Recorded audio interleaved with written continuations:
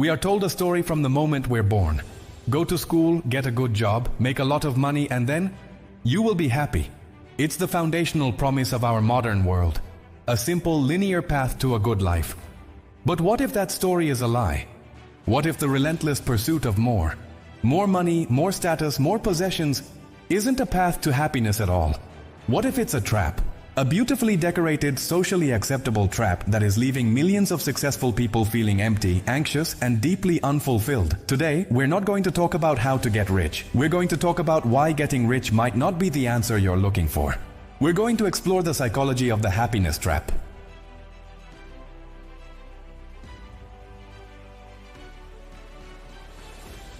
Let's be clear, having no money is miserable.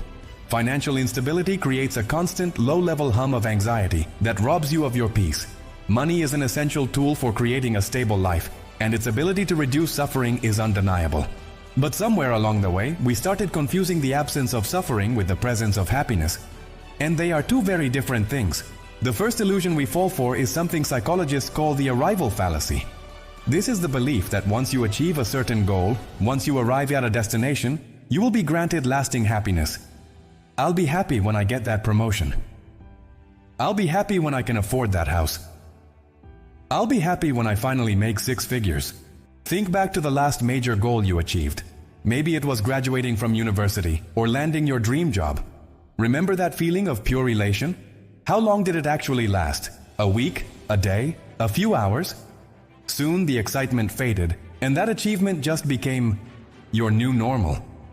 Your brain's happiness set point returned right back to where it was before, and you were left thinking, okay, what's next? This is the core of the hedonic treadmill. Our brains are adaptation machines. We are brilliant at getting used to things, both good and bad. When you get a raise, you feel a temporary jolt of joy, but then your lifestyle inflates to match it. You start eating at nicer restaurants, you buy more expensive clothes, you consider a bigger apartment.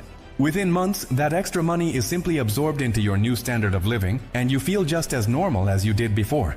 You're running, but you're staying in the same place emotionally. But this treadmill has a modern, far more toxic accomplice: the engine of social comparison. Before social media, we compared ourselves to our neighbors, our colleagues, our friends. Our comparison pool was limited. Now, we carry a device in our pockets that allows us to compare ourselves to the highlight reels of billions of people. We're not just comparing our reality to the curated perfection of influencers. We're comparing our behind-the-scenes struggles to everyone else's main stage performance.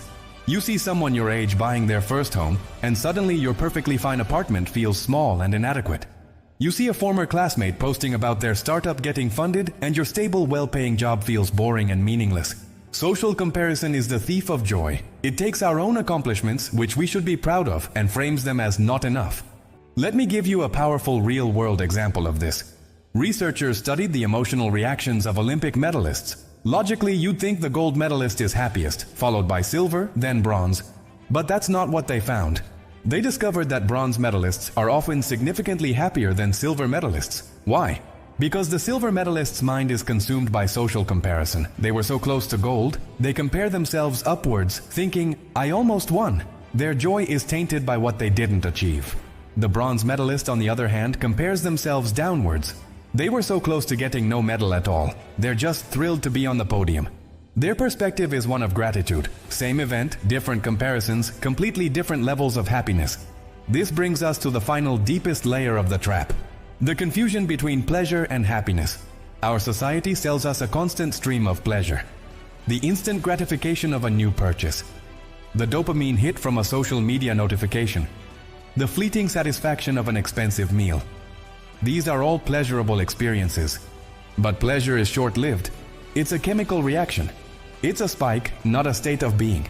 True happiness, or what psychologists often call well-being, isn't about feeling good all the time. In fact, Dr. Russ Harris, author of The Happiness Trap, argues that the very idea that we should be happy all the time is what makes us miserable. Life, by its very nature, involves pain, disappointment, and struggle. A full human life means feeling the full range of human emotions. Chasing a life of only positive feelings is like trying to survive on a diet of only sugar. It might feel good in the moment, but it will ultimately leave you sick and malnourished. So if the chase for more money, the constant comparison, and the pursuit of pleasure are all traps, how do we escape? The answer isn't to reject money and live in a cabin in the woods. The answer is to change the game you're playing. It's about shifting your focus from external validation to internal values. Instead of asking, what can I get to make me happy? Ask, what kind of person do I want to be? Do you want to be a person who is creative, who is kind, who is a good friend, who is constantly learning? These are values, not goals. You can never achieve being kind. It's something you practice moment by moment. And this is where true fulfillment lies. Not in the brief high of an achievement, but in the quiet satisfaction of living a life aligned with your values. So, here's my challenge to you. For the next week, I want you to completely ignore the question, what would make me happy? Instead, at the start of each day, ask yourself this. What is one small thing I can do today that aligns with the person I want to be? Maybe it's spending 15 minutes on a creative project. Maybe it's calling a friend you haven't spoken to in a while. Maybe it's learning one new thing. Don't do it to feel happy. Do it because it's who you want to be. Then, come back to this video and leave a comment sharing what you did. If this resonated with you, please like and subscribe. We're going to keep exploring these ideas together. Because happiness isn't a destination you arrive at, it's a direction you choose every single day.